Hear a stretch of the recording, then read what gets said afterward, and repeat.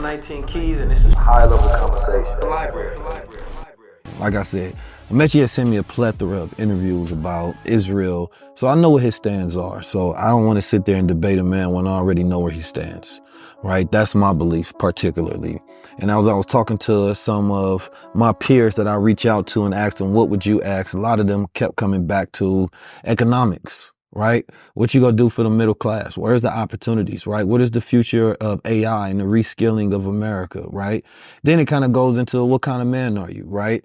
Are you a part of the elite class? Because you do come from an oligarch family, an American oligarch family known as the Kennedys.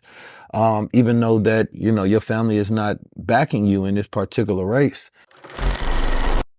Do you think your desire for power is based on, I think I might have asked you this question before in a similar way, but I'm just really thinking about your past, right? And how power has been ripped from your family in unfair ways by the government, by the system. And I think that that definitely has to inspire your fight, right? Against big corporations, against government systems.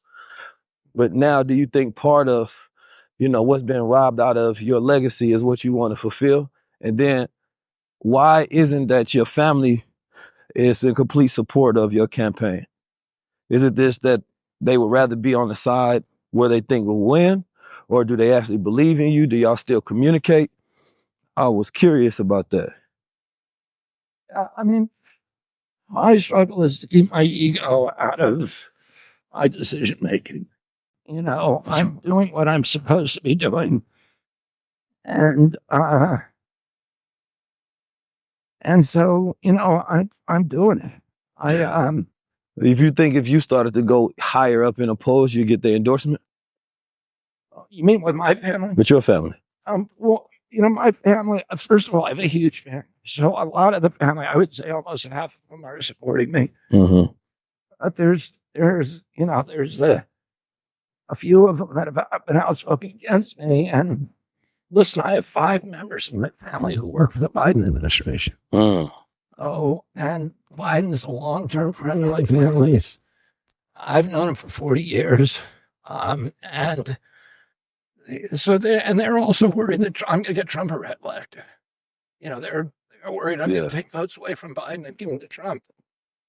They think that's very dangerous and that I should just, you know, stay in line. Right. And, but Biden, once he's out of it. So do you think Biden and my job is to love my family even when they're doing things that could be hurtful to me. Yeah. And to be an example myself, we need to live in a country where we can have a dialogue with each other, where we can differ passionately on issues, but we can still see each other as Americans and love each other. That's what I try to do with my family. And, you know, listen, I'm doing what I believe that I need to do. And I think everybody involved in the campaign feels like we're on a kind of cosmic journey. But ultimately, the outcome is in God's hands. If he makes me president, and I'm going to change this country dramatically. But if he doesn't, I'll go back to doing what I'm doing or do the next thing, and I'll be content inside.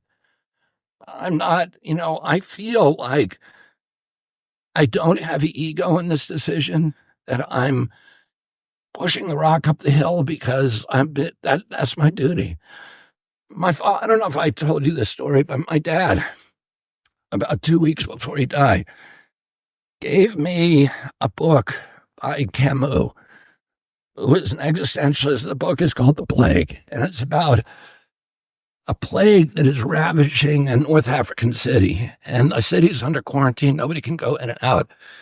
The plague is killing everybody. It's highly contagious, and a lot of this book takes place in the mind of a doctor who's locked in his bedroom. He knows if he goes out, he's probably going to get the plague and die. He's telling himself, we don't know how to treat this. We don't know anything about it. I can't help these people. And there's another part of him to say, your job is to go out and console people, even if you can't help them physically recover. This is who you are. This is your dharma.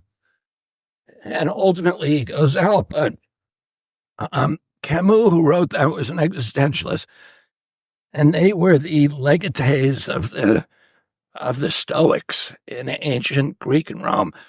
The Stoic movement was a movement that basically said, do your duty, embrace hardship, embrace suffering. These are gifts to us. The great iconic hero of the Stoic movement was Sisyphus. Sisyphus had done something for humanity, and he was cursed by the gods to push a big boulder up a hill and over the other side. But he could never get it quite over. When he'd get to the top, it would always roll back on him, and he was doomed to do that for eternity. So all day long, he'd push the boulder up the hill. When he got to the top, it would roll back on him and mangle him. And he had to spend all night walking down the hill. He'd shoulder the boulder again and push up the hill. In the mind of most people, he's a miserable guy because he's got to do that for eternity. But in the minds of the Stoics, he was a happy man because he knew what his duty was and he put his shoulder to the stone, and the outcomes were irrelevant to him. He knew he had to push. It was up to the gods whether he ever got it over the hill. But his job was to be grateful and content and happy that he knew what his duty was. And my father gave me that book right 2 weeks before he died. He'd given me a lot of poems and books to read. Because he gave it to me, and he said to me with a special intensity, I want you to read this. After he was killed, I read the book multiple times trying to unlock the mystery of why he thought this was so important to me. But I understand it now. It's about moving your ego, about not having expectations in life, about taking what you're given, what the duty it is, and pushing the rock up the hill. And we've all got to push our own rock up the hill, right?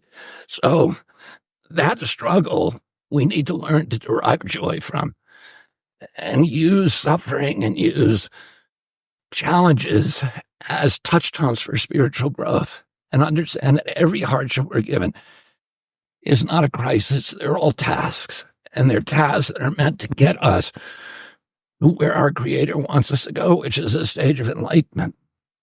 A stage of enlightenment. You're a very philosophical man, especially in your roundabout way of answering and viewing things. There's so many different things that kind of go through my head. And unless we have an unlimited amount of time, I can't really draw out all of the subjects that I wanted to draw out, right? So we had to have a high level over a bunch of different things. But what I want from the people that's listening, I want to ask you all, what do you think about the candidate now that he sat here and had these high level conversations? I will say that, they reached out to us.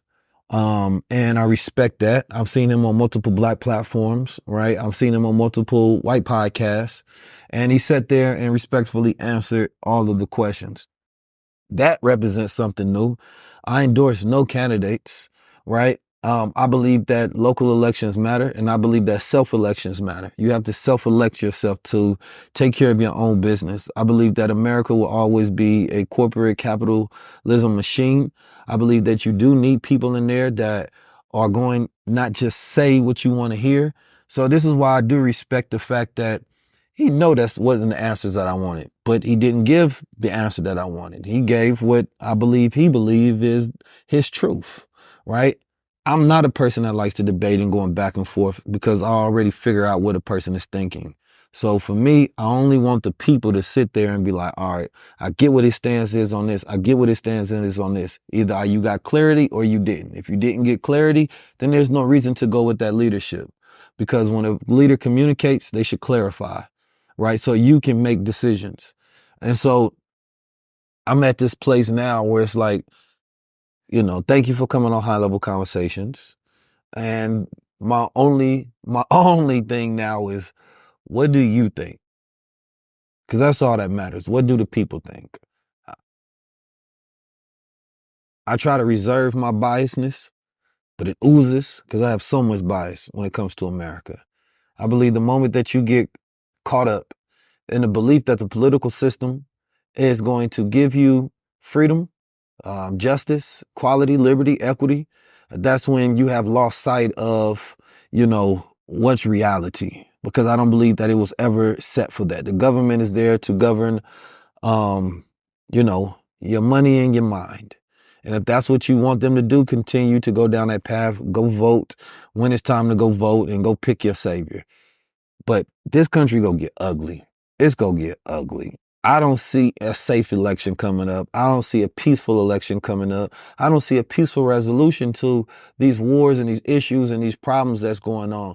I will say a lot of the stuff that he talked about, I didn't see Trump talk. I don't see Trump talk about. I don't see Joe Biden talking about, right? Going against Big Pharma, going against these companies that's poisoning America, going against the FDA, suing these people.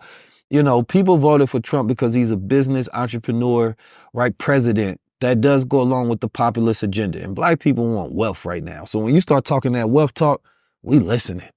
Biden has not laid out any singular plan that we care about. He seems to be in this constant state of senility and defense mode, right? And they're still heavily just leaning on, I'm going to get the black vote. Robert F. Kennedy decided to run as an independent. Most people believe that he was just stealing votes away from Biden and is going to help the chances of Donald Trump, right? So for me, when I look at this race, whether it's him in the race or going against Biden, Trump seems like he's going to be the winner. Unless something radical happens in this country, right, where the people decide to, and he has this debate with Trump and Biden, and he makes them look silly on the main stage, and the people, something in them changes, but it's very hard to change MAGA country, because once people believe in Trump, it's like a religion, right? Same thing with Republicans and Democrats. So I respect the man's fight, right? I'm not in it to make friends. I'm not in it to believe everything about a man. But I will say this. I respect the fact that he went to the Nation of Islam, right, and helped them fight and give them information about, you know, vaccines, right? Give them information about autism challenges, right? Challenge Dr. Fauci, challenge the institution. I respect the hell out of that, right? More than you know.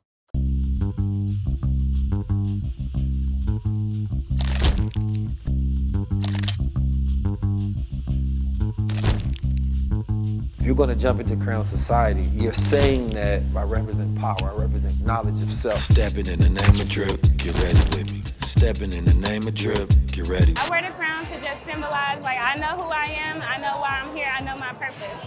It's abundance, it's royalty, it's prosperity, it's energy. Put in. Yeah. I gotta walk with my head held high because you gotta see this and you gotta see this. I believe that if anybody wants to be able to protect their mind and be able to think freely, you gotta get Crown Society today, man. Neo after the blue pill, the color palette's all black. James Bond mixed with Malcolm X in my Che Guevara era.